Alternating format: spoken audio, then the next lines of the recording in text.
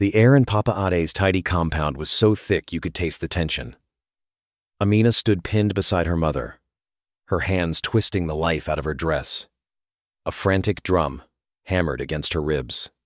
Across from them sat Jide, her love, with his elderly uncle at his side.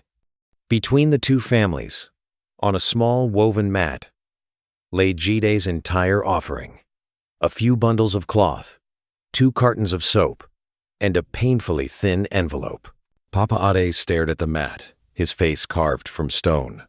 He slowly reached down, picked up the envelope, felt its pathetic weight, and let it fall back with a flick of his wrist.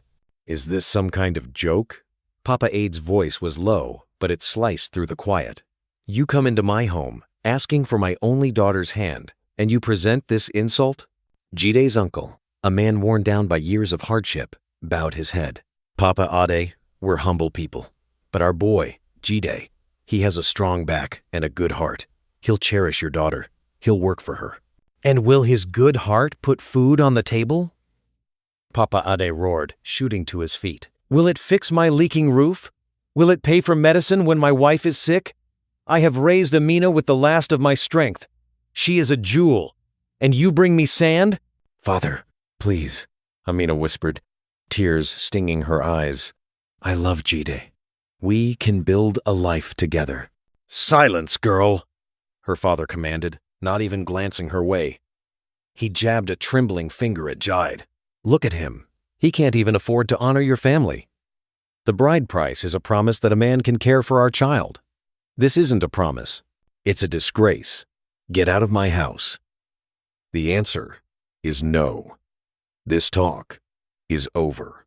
Jide's face was ash. He looked at Amina, his eyes filled with a pain so deep it stole her breath. He slowly rose, gave her father a stiff bow, and walked out of the compound without another word. Amina watched him go. A sob caught in her throat. The dream she'd held since she was a girl had just crumbled to dust. Her family's honor was intact, but her heart was broken. Days later, her father's decision was a physical weight on Amina's shoulders. The light had gone out of her eyes. She was at the village stream, the afternoon sun warming the air, but she didn't feel it. All she saw was Jide's devastated face. Tears tracked silently down her cheeks. "That's a heavy heart for such a beautiful day," a calm voice said nearby. Startled, Amina looked up. A man stood by the path, dressed in simple, clean clothes she didn't recognize. He was tall, with a kind face and eyes that held genuine concern. He was definitely not from their village.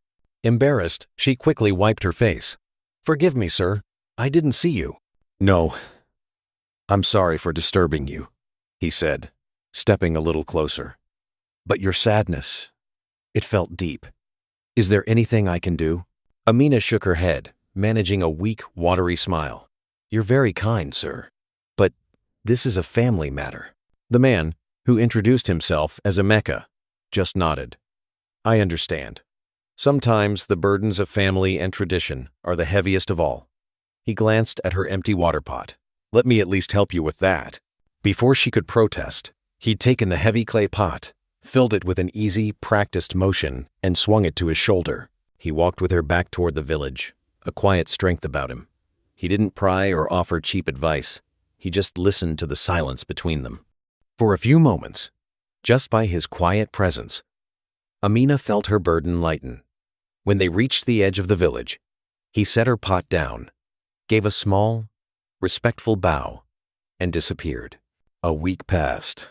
The memory of the kind stranger faded, but the ache in Amina's chest didn't.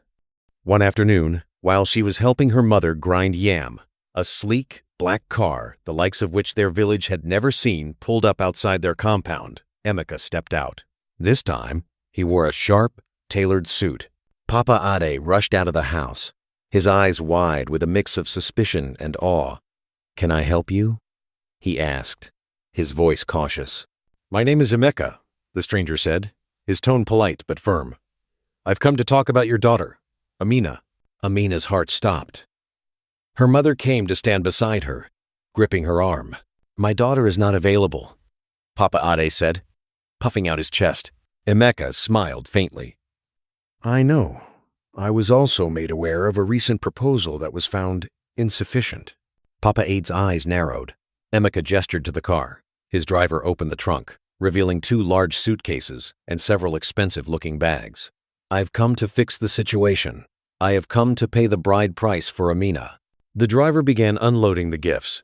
Fine lace, cases of wine, and more. Finally, Emeka himself presented a suitcase to Papa Ade. Open it. With trembling hands, Papa Ade unlatched the case. He gasped. It was full of clean, crisp stacks of money. A fortune. More than he'd ever seen in his entire life. This? Who? Who are you? Papa Ade stammered, his greed at war with his confusion. I'm a man who believes a good heart shouldn't be punished, Emeka said, not explaining further. He didn't say the price was for himself. He simply stated, the bride price for Amina is now paid, in full, as a gesture of respect to unite 2 families. Blinded by the wealth in front of him, Papa Ade couldn't think. He looked at the money, then at his daughter, then back at the money.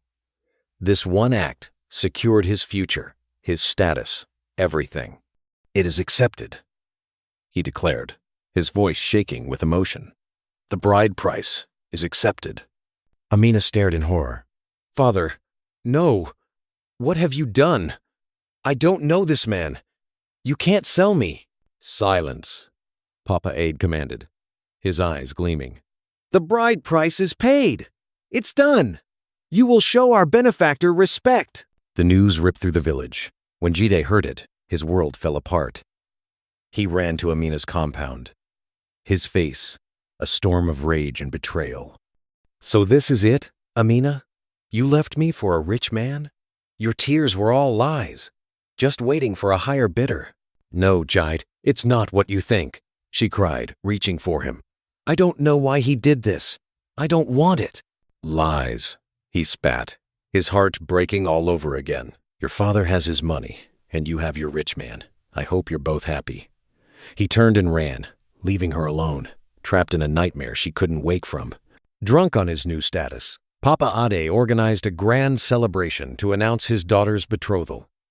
He assumed, of course, that Amina would be marrying the wealthy stranger. Amina was forced into a beautiful new dress, her face a pale mask of despair. She felt like a prized goat being led to slaughter. The drums were loud. The villagers gathered, all murmuring in excitement. Papa Ade stood proudly in the center of the compound. My people, today is a day of joy. My daughter, Amina, will be joined to a great family. Her bride price was paid not by a boy, but by a man of substance and honor. Just then, Emeka's car pulled up again. He stepped out, looking regal. Papa Ade rushed to greet him. Welcome, welcome, my son. Please, come and accept your bride. Emeka held up a hand, his expression serious. There's been a misunderstanding, Papa Ade. He scanned the crowd, and his eyes found Jide, who was standing at the very back, misery etched into his face. Jide! Emeka called out, his voice carrying over the stunned silence. Please, come forward. Confused and reluctant, Jide slowly made his way to the center, his eyes on the ground. Emeka addressed the whole village. My name is Emeka Odocha. I came to this village for some peace. Instead, I found a story of a love so pure it was about to be destroyed by the very tradition meant to celebrate it. The bride price isn't a sale. It's a symbol of honor. It's a promise. He turned to Papa Ade, his voice softening but losing none of its power. You were right that Amina is a jewel, but you were wrong about how to measure a man's worth. A man's value is in his integrity, his loyalty, and the love in his heart. He then looked straight at Jide. This bride price, he announced, his voice ringing with clarity, was not paid for me. I paid it on behalf of Jide, so that he could marry the woman he loves without shame, and so that her family would be honored as they deserve. A collective gasp swept through the crowd. Amina's head shot up, her eyes flying from Emeka to Jide, disbelief giving way to a brilliant, shining hope. Emeka looked back at Papa Ade. You almost traded your daughter's lifelong happiness for a suitcase of money. Let this be a lesson to all of us. True wealth isn't held in a case. It's in the love we share and the character we build. A deep silence fell over the compound. Papa Ade stood frozen, Emeka's words washing over him. He looked at the mountain of gifts, then at his daughter, whose eyes were now overflowing with happy tears. He looked at Jide, who was staring at Emeka with disbelief and a powerful dawning gratitude.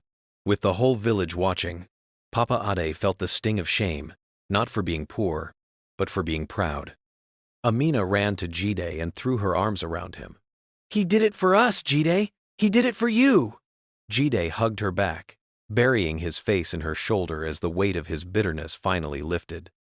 Mama Ade, who had been watching from the doorway, began to weep with relief and rushed out to embrace them both.